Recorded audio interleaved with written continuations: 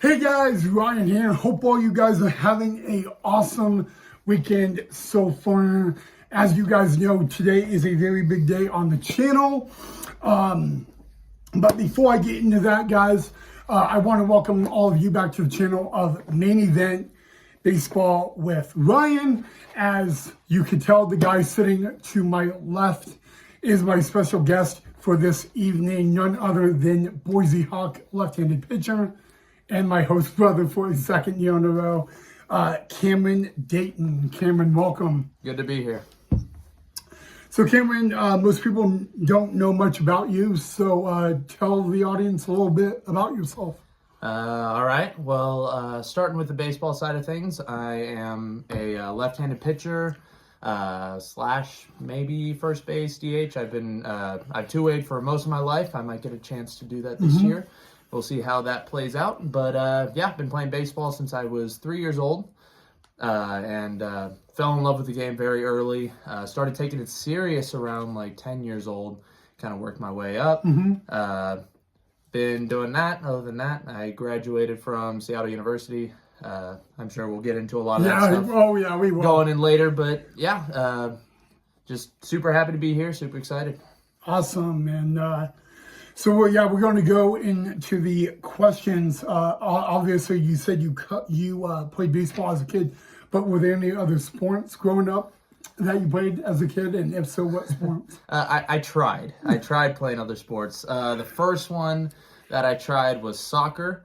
That was not my sport. Reason being, I was the kid that whenever the ball would go by, I would kind of do happy feet, watch it go by, and then I'd go and run after the ball. Or I was picking dandelions, doing things like that. Wasn't the most athletic kid at that point, but maybe with the dandelions you were, but other than that, I mean, I picked up baseball pretty early. I never tried basketball, and it shows.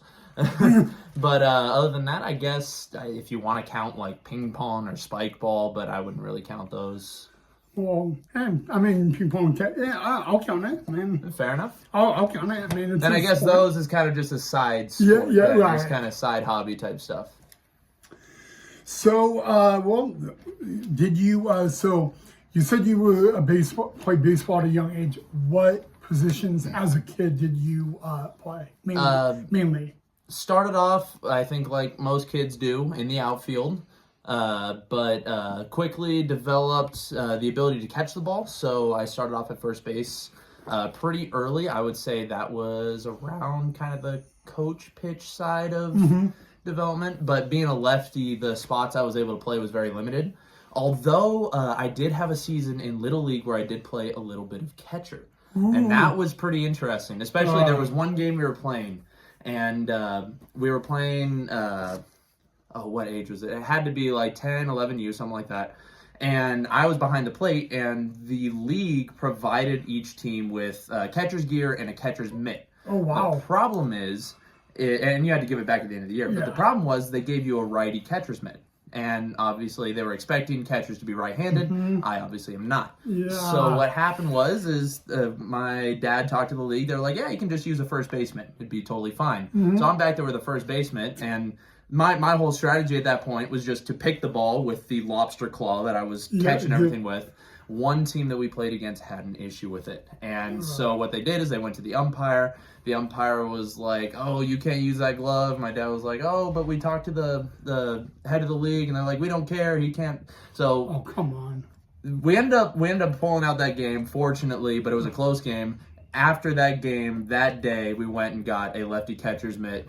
We had to track down like 3 or 4 different Academy stores, I'm pretty sure. But we found a lefty catcher's mitt. I've got it somewhere back home. I don't use it anymore, obviously. But yeah, that was just a really fun story of just kind of my catching career, which is very short-lived. But yeah, for the most part after that, just lots of first base, little bit of outfield here and there, but mostly first base and pitcher. Wow, well, I think I just found the first left-handed catcher in the history of baseball. And all that, but wow, that is a interesting story. Shout out to your dad on that one. for finding a left-handed catch. I don't know how he did it. I don't know. I'm gonna have to ask him. Academy or something like that too. I'm gonna have like to ask Academy him. or Dick's Sporting Goods. I don't know where he found it, but he found it, and I was very impressed. I'm gonna have to when he gets out here. I'm gonna ask him that. Absolutely. Because all right, so obviously you said you played at Seattle U, which is a really, really good program. If you guys don't know about the baseball program there, I would highly recommend it. They have a lot of good talent. So going into Seattle, what positions did you play other than your pitcher? Because you were a pitcher, right? What other positions? It was the same deal there, pitcher, first base. I had a couple of games where we needed some outfielders. I filled in out there, but same kind of deal, pitcher and first base. They had me at that point in the relief role for pitching, just because that's how they wanted to manage me as a two-way guy, was kind of out of the relief role, and there was also more of a need for relief pitchers at the time. Right. So that's kind of the role I ended up filling. Oh, wow. Okay. And, and it is true that you were offered to play for Boise State baseball by Van Tol, is that correct? I was. So out of high school, so he was there to see Reagan Doss, who was another teammate of mine when I was at Round Rock High School. I do know Reagan really well. Yeah, Yes. super cool guy. Shout out to him. Yes. But so Gary came out to Round Rock to watch Reagan. Okay. And that happened to be a game where I was pitching that day and hitting. I think I ended up going like 2 for 3 or something like that with a single and a double, and then pitched like 6 innings of shutout baseball. Just had a really great game. Right. And Gary reached out to me at that point. I even took a visit up to Boise State. It was the first time I was ever in Boise. I've got a Boise State hoodie somewhere from that trip, but unfortunately, things didn't work out at that point as far as going to Boise State, but it was crazy catching back up to him, and is honestly one of the key reasons I was able to get out here was just through that connection and kind of reconnecting with him. He liked what he saw in me for coming to the Hawks, and here I am. Well, we're going to get back to that in a little bit because there is more to the story that you guys will not want to miss. But if I may ask, because Seattle U, I mean, I got to ask you, how did you like playing at Seattle U? Oh, Seattle U was a ton of fun, especially shout out to the guys at Seattle U that I played with. Easily one of the closer knit groups that I ever played with. And that was one of the big things, especially like the first year I was there, that group was like really, really close together. And even the second group too, with the newer guys that came in, they gelled really well. It was just always a fun time going and hanging out with the guys, playing baseball and everything like that. And then obviously it's a small school, so you get a lot kind of that one-on-one, both with your teammates as well as in the school atmosphere as well. So I kind of enjoyed that. I liked having that kind of closer-knit group in the area. And then also kind of exploring the city a little bit was always kind of fun. Okay. Oh, wow. So this is not a question that I had for Cameron, but Cameron and I did discuss it the other night. Playing in college, if you can name a favorite stadium you played in and it couldn't be Seattle U, what would that stadium be?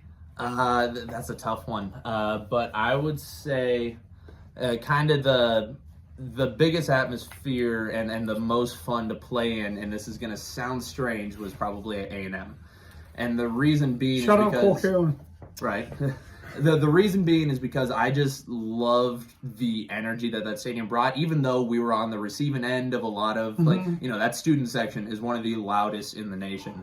But that was honestly what made it so fun. And hearing how much the fans got behind it and everything like that. We had some close games against A&M. That was our season opener the first year I was there. So they were just really exciting games, really exciting atmosphere. And I always love having that extra kind of atmospheric challenge to go along with it. Wow, I love it. And well, I mean, Texas A&M is a really good school. I mean, yes, they've been in districts, playoffs, World Series, came close to it sometime last year, and they have a good coach. So, all right, so now we're going to go from you in college, because as an athlete, you got to do something in your free time. What do you like to do in your free time? In my free time, so I am the type of person that I cannot stand being bored.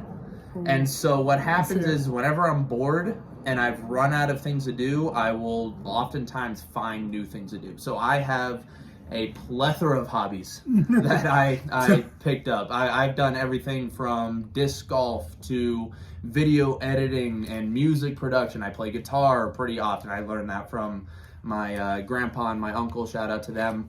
I know they're going to be watching this later. Hello. But they taught me how to play guitar at a really young age, and I played with them ever since and love doing that. I've always loved tinkering and building with stuff. So even as a kid, I would have like the K'NEX roller coaster kits I would build and Legos and everything like that. I don't as much use the Legos and K'NEX anymore, but I've always loved tinkering and building stuff. Just a bunch of different stuff like that. Oh, that's a lot of hobbies. I mean, now I can see Try why. and stay busy. You can also throw in video games, things like that. He is a video game. Yeah, I know that. Who doesn't love video games? Absolutely. There's actually people I do, but that no. So now, of course, you are entering your second year with the Hawks and all that. We'll get back to that in a little bit, but back to a baseball standpoint. Growing up, what was your favorite MLB team? My favorite team was and is the Red Sox. Okay. That mainly came from, so it started off, I was, little known fact, I was born in Boston. Spent the first 10 months of my life there. So in case you're wondering, I don't remember any of it. But spent the first 10 months of my life there, ended up becoming a Red Sox fan because of that. And then also just hearing all the stories about like the 2004 season and then getting to see the couple of World Series wins they had in the recent years and getting behind the team in those moments. I know they've gone through a dry spell. I think they're on the up and coming end though. They're starting to look better. I'm excited to see what they do. But yeah, always been a Red Sox fan. Just love the atmosphere they bring there. Cannot wait until the next time I get to go back to Fenway Park. I've been there. I went there a little while back, and it was one of the most magical stadiums I've ever been in. Just the whole thing they got going on there. It's a great place. And shout out Zach Penrod, former Boise Hawk, now with the Red Sox as well. There you go. Miss you, Zach. Come back and come home.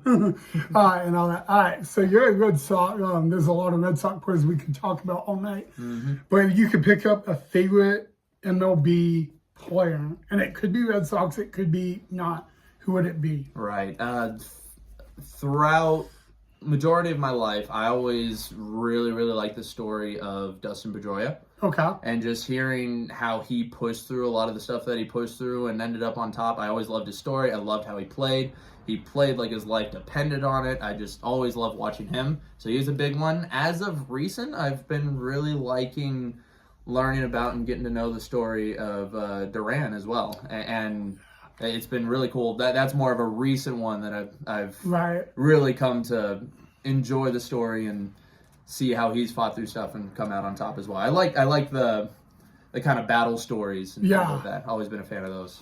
He's a hell of an athlete. I mean, both of them are, yeah. They're beasts. So you're a pitcher, okay? If you're a pitcher, who was your favorite pitcher growing up? Favorite pitcher growing up? I mean, I would have to say John Lester was up there. Again, another Red Sox back when he was on the Red Sox. John Lester was a big one. I also can't help but get excited about guys like Chapman, things like that. Now he's on the Red Sox. Yeah. But guys like that. I also really liked, and this is a little more recent, but I really liked learning about kind of the legacy of Greg Maddux and the things that he went through. Yeah, that's another one that he's a legend. Yeah. That, and then I guess a final one coming from Texas, the whole story of Nolan Ryan as well. It's a really cool one. So a bunch of pictures I threw out there, but all of them kind of at different points in time were kind of ones that I would look into and get to know about, things like that. Okay, so now we're going back. You were born in Round Rock, Texas. For those of you who do not know, they are the AAA affiliate of the Texas Rangers. So obviously the question is, did you go to any Round Rock Express games? You know what I mean? Yes, Round Rock Express games, absolutely.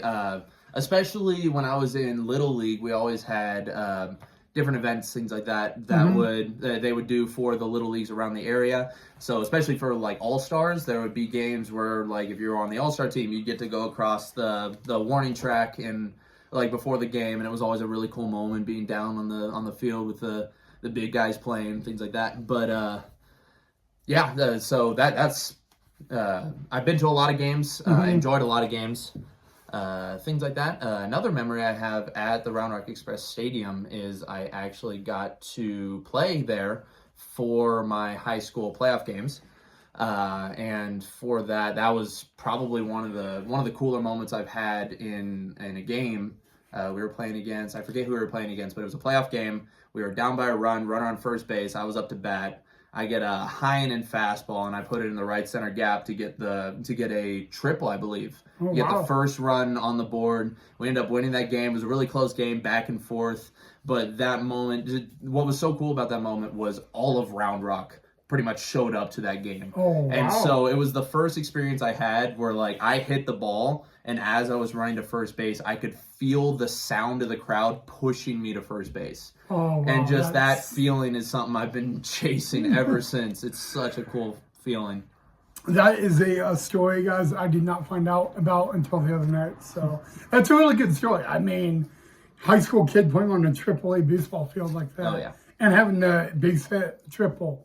So, all right. So you obviously, we covered the college with Seattle, but we're going to go back to that because the inaugural season of Boise State baseball was 2020, and we were set to face Seattle U in Boise. Now, what's the interesting thing, guys? Gary Van Tol, who was the Hawks manager last year, now he's with the Reds. Shout out, Gary, we miss you. What did you think of Gary Van Tol before you played with him with the Hawks? Like, did you consider going to Boise State at all? I was very much considering it. Really, the things that I was battling with had nothing to do with the team, the coaching staff, things like that. It had a little more to do with location and things like that. I ended up going and playing JUCO in Texas and things like that. So I stayed in Texas in a while. I eventually kind of grew my legs and got out of there. But no, Gary was he was a great guy to talk to from the start. Always loved talking baseball with him, both when I was getting recruited for Boise State and then also when I came here with the Hawks. He was always like just a great mentor, a great guy to talk baseball for hours with him and never get bored. Just that kind of guy. I had to ask. I just had to ask because you know with Seattle U, but you coming knowing Gary and all that. I had to ask that. So absolutely. All right. So now we're going to get into you as a pitcher. Obviously, your stats, guys. Cameron was not here last year, the whole year, but he had 30 appearances, 1-0 record. He had 2 saves, 35 innings pitched. His ERA was a 4.89, and that was not even the whole year in Boise last year.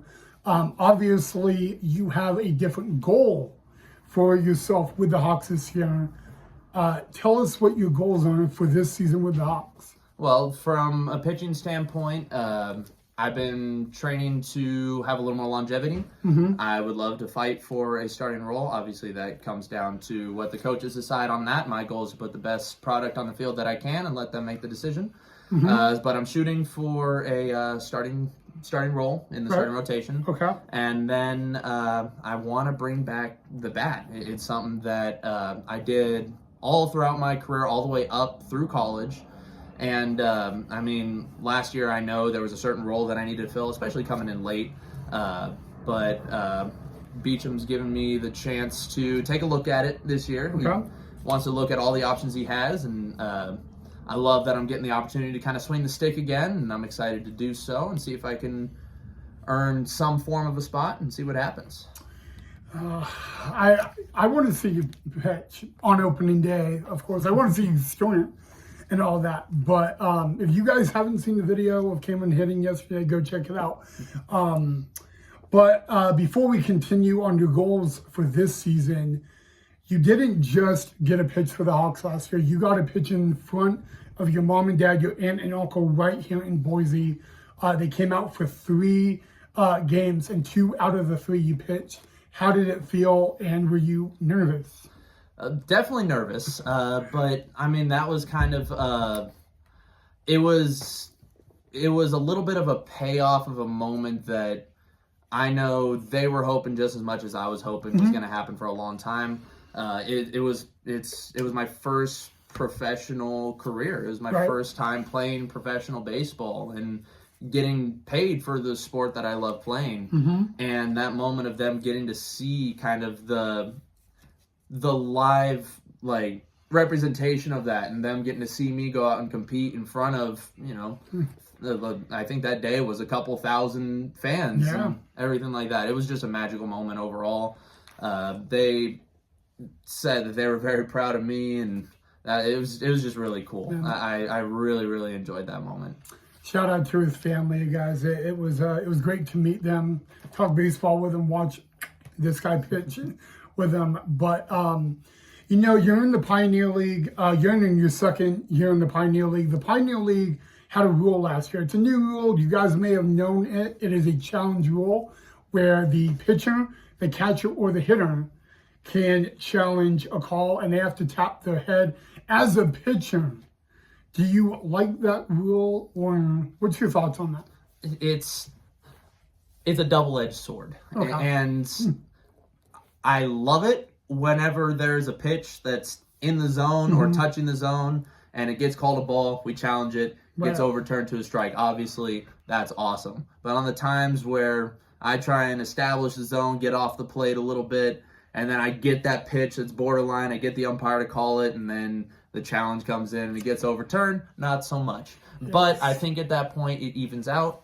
I'm sure they're working on trying to make it as fair as possible and make it not drag the game along too long. I would say that's the biggest complaint that I would have with it, is that especially last year, I think we had, if you got 3 right, you got 3 more. That's a lot of challenges in a game. That's a lot of time that could be spent just waiting for a challenge to happen.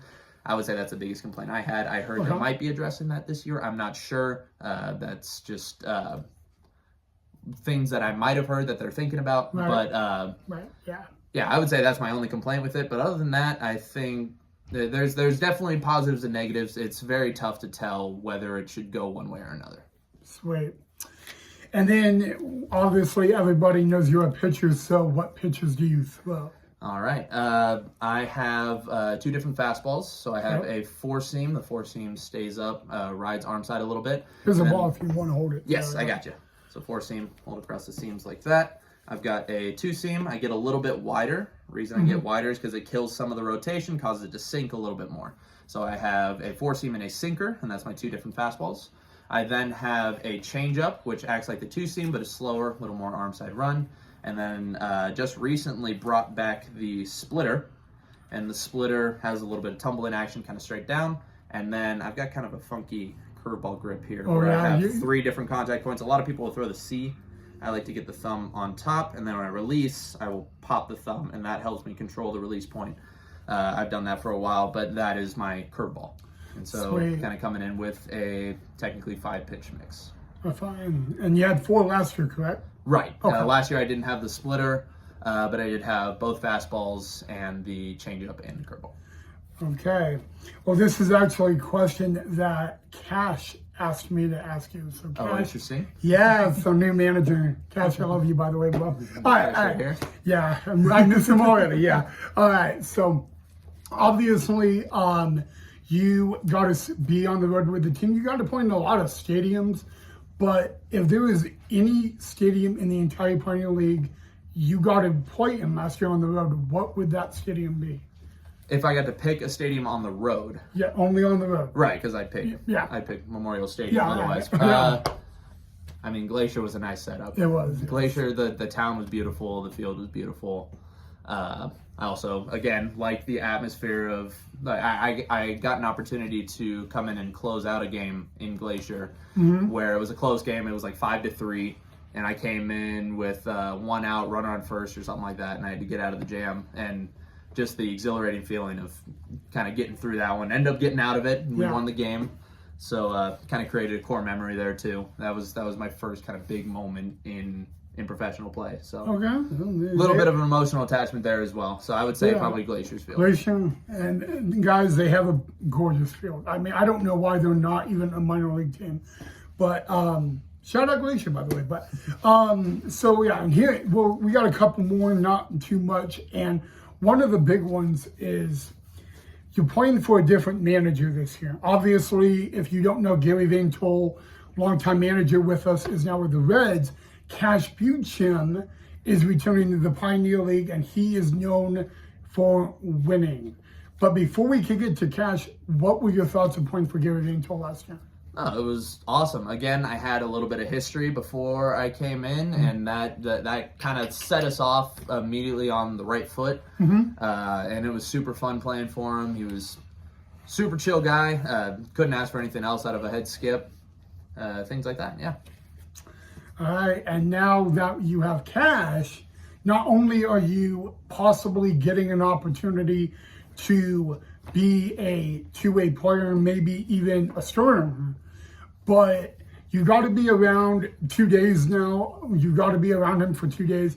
Obviously, I could give you my opinion of him, but what's your thoughts of him so far as Skip? Oh, I love the energy. I think he's gonna. I feel like he's very transparent, and I like that about him. He'll tell you exactly how it is, and massively respect that. And it makes it to where like you do good, you'll know it. You don't do good, you'll know exactly when you need to make a correction.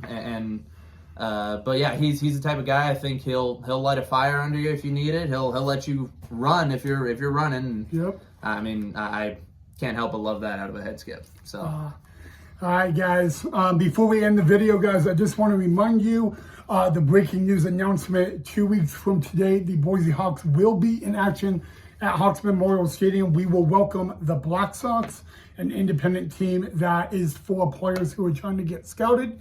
So we will welcome them. That is a 7:05 first pitch, and we are now 16 days away from the 2025 Boise Hawks home opener. 7:05 on May 20th. That is against our in-state rival, the Idaho Falls Truckers. All right, guys, as always, Cam, thank you for coming on, man. I really appreciate it. And best of luck. Thank you. Thank you for having me. This was a lot of fun. Awesome. All right, guys, you know the drill. If you enjoyed it, make sure you hit that thumbs up, and that like button. If you're not a subscriber, do not forget to subscribe. Our next guest on the channel will not be a Boise Hawk, but he is a former Boise Hawk, and it will be former Boise Hawk, current Missoula paddlehead, Robbie Dzinski. That is in a few weeks right here on Main Event Baseball 9. All right, guys, have a good rest of your night. Happy Star Wars Day, by the way, before I forget. And I'll see you guys back here tomorrow.